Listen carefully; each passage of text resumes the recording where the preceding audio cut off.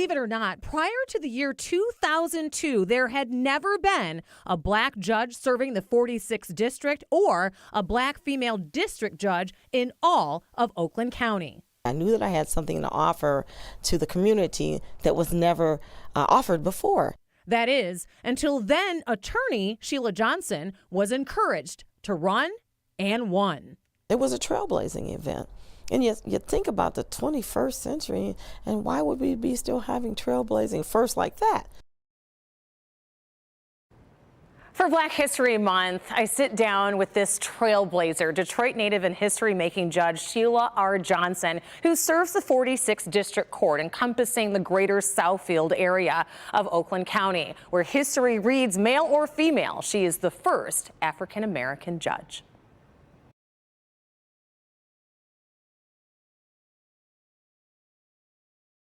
Prior to 2002, Sheila Johnson was a very successful civil and criminal attorney for 17 years.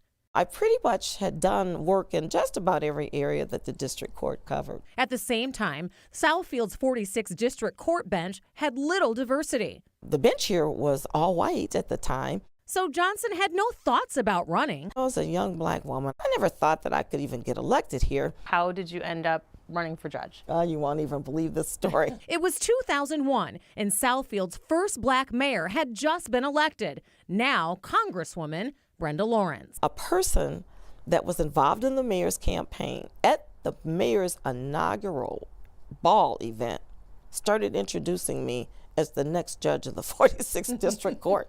I couldn't make this up. and I'm saying to people, I'm not running. No, I hadn't planned a campaign. His name was Grover McCants. The timing turned out to be brilliant. It kept getting momentum. So what I did was I prayed. The answer that I got was, do it. You don't have anything to lose and you have everything to gain. I was in the community every day. I walked almost every block. I didn't run on a I'm a black judge campaign. I ran on, this is what I think I can bring to the court. But you were aware that you were going to break a barrier in this town. At some point, I became aware because my competition actually accused me of, quote, playing the race card. We stapled a nice, beautiful, shiny picture to all the campaign signs. No one had really done that before. I wasn't trying to hide who I was. I didn't necessarily think that that was going to help me. I had to earn my votes with my skills, my background. I had a great educational background, and people were impressed with that. Johnson's father, a medical doctor, her mother, an educator. After elementary in Detroit public schools, then came private school at Kingswood Cranbrook in Bloomfield Hills. This was back in a time in the 1960s. Wonderful exposure, met a whole variety of diverse people. The education was phenomenal, but there were like 3 black women in my class.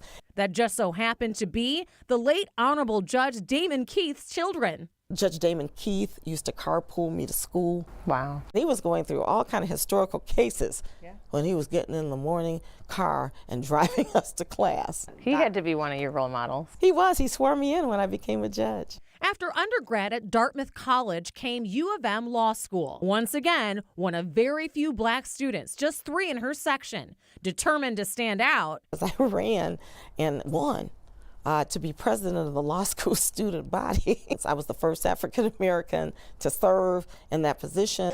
All rise. District Court is now in session. The Honorable Sheila R. Johnson presiding. And the first to serve in this one. This was the be-all and end-all to have Mattel come up with an African-American version of a judge. Even a sitting judge was inspired by the new Barbie. It means the world to me. It's close to my heart. When I got here, I was immediately appointed Chief Judge Pro Tem, and I was the baby. I was the youngest on the court, and it's been a huge responsibility. But it makes me feel proud and honored to know that I'm carrying a torch, because a lot of young people don't realize the struggle. They don't know that for me to sit here, even in today's world, was a struggle. And now you've got those coming after her that can look at her and be Absolutely. inspired. She's inspired so many people, too. She's out in the community, in schools. In fact, one other first for Judge Johnson is she launched a successful Court in Schools program when she took office and presides over real court cases in schools throughout her district to expose kids, ones to careers in law, but also hopefully deter kids from choosing a life of crime. Right.